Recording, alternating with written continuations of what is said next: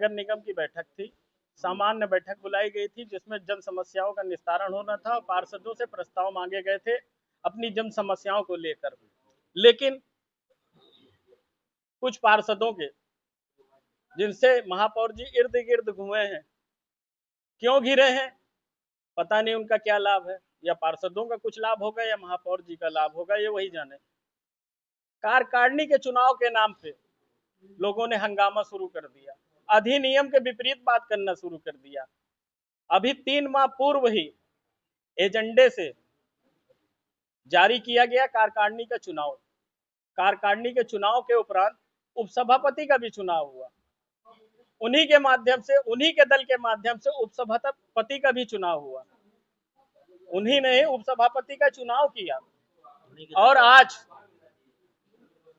चूंकि वो उपसभापति बड़ा, हम क्या कहें, दुख का विषय है, वो पिछड़ी जात को बिलोंग करता था।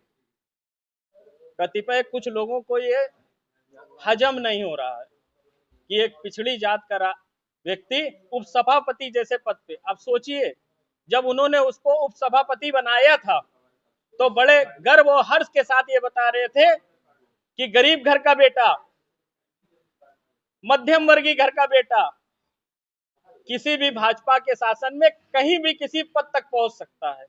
लेकिन आज क्या कारण है आपने उसको अपमानित करने का सोचा? आपकी मंशा यहीं से सामने हो जाती है कि आपकी सोच कैसी है। उन्होंने बोर्ड की बैठक को ये कह के स्थगित किया कि ये हमारा आदेश है, इसको नोट कर लिया जाए कि कार्यकारिणी का चुनाव होगा। अब बताइए, 2 माह पूर्व, 3 माह पूर्व आप कार्यकारिणी का चुनाव कराते हैं जिसका 1 वर्ष का कार्यकाल होता है और नए आने वाले मेंबर का 2 वर्ष का कार्यकाल होता है। तो आप किसके दबाव में काम करना चाह रहे हैं? आप जन समस्याओं का निस्तारण करने बैठे हैं कि कुछ मठाधीशों के साथ राजनीति करने बैठे हैं? इस तरह की मंशा को चलने नहीं दिया जाएगा। अब आप लोग क्या चाहते हैं? हमारी मांग है, जो जन समस्याओं को लेकर सदन की बैठक थी, हम लोग कल मंडल आयुक्त को ज्ञापन भी देंगे और सर्वदलीय ज्ञापन देंगे। यहाँ पे कोई समाजवादी पार्टी नहीं है, यहाँ पे कोई बसपा नहीं है, यहाँ पे कोई आम आदमी पार्टी नहीं है, यहाँ कोई भारतीय जनता पार्टी नहीं है। नियम सभी के लिए, अधिनियम सभी के लिए, एक्ट बराबर है। अब बड़ा शोक का विषय है, बोर्ड की बैठक जब समाप्त होती है तो राष्ट्रगान होता है। इतनी जल्दी थी उनको कि राष्ट्रगान का भी अपमान करते हुए सदन को वॉकआउट करते जल्दी से अपने निर्णय को वहां पे उन्होंने बताया और भाग गए। आप लोग के साथ कितनी संख्या है? हमारे साथ मैक्सिमम संख्या है, आधे से ज्यादा संख्या है हमारी। 32 से 34 तो यही मौजूद है आपके सामने। आपका कहना है कि सदन में भी जय श्री राम के नारे लगाए? देखिए, नारा आप लगाइए, प्रभु श्री राम आपके जितने आराध्य हैं उतने आराध्य हमारे भी। बगैर नित्य दिन की शुरुआत प्रभु श्री राम के चरणों से के अलावा नहीं होती है। उनको नमन करते हुए आगे हम लोग निकलते हैं। लेकिन ऐसा उद्घोष लगाने से क्या मतलब है? क्या आपने क्या किया? आपने ऐसा कौन सा बड़ा काम कर दिया वहां पे कि ऐसा प्रतीत होने लगे कि हम जीत के आ गए? जीतना हारने का कौन सा विषय था?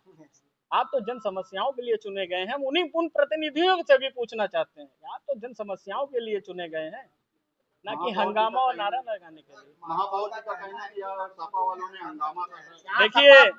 देखिए, मैंने आपसे अपनी बात शुरू करने से पहले ही कहा था कि हमारे साथ सर्वदलीय लोग हैं।